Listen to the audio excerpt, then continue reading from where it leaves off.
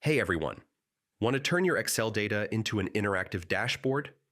Dashboards make it easy to visualize key metrics at a glance. In this guide, I'll show you step by step how to create a clean, functional dashboard in Excel.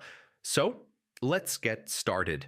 First, organize your raw data. Make sure it's structured in a table with clear headers for each column, like date, category, sales, or expenses. This makes it easy to summarize and analyze later. Next, format your data as a table. Select your range, go to Home Arrow Format as Table, and pick a style. Tables automatically expand when you add new data, which is perfect for dashboards. Now, summarize your data using pivot tables. Go to Insert, then Pivot Table, select your table, and choose the fields you want to analyze. Pivot tables let you quickly aggregate data like total sales, expenses, or category breakdowns. Next, visualize your data with charts. Select your pivot table or data range, go to Insert Arrow Chart, and choose a chart type like column, line, or pie.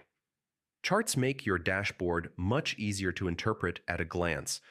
For interactivity, add slicers or drop-down filters. Select your pivot table, go to Pivot Table, Analyze Arrow Insert Slicer, and pick the fields you want users to filter by, like date or category. This allows you to dynamically explore your data. Now, arrange your tables, charts, and slicers neatly on a single sheet. Use consistent colors, borders, and spacing. A clean layout helps viewers quickly find the information they need. Finally, you can add key metrics like totals or averages at the top using simple formulas or pivot tables. This gives a quick overview without digging into charts. Yeah, it's very handy for presentations, and that's it. With these steps, you can build a dynamic, professional dashboard in Excel. If this helped, don't forget to like and subscribe for more Excel tutorials. Thanks for watching, and I'll see you in the next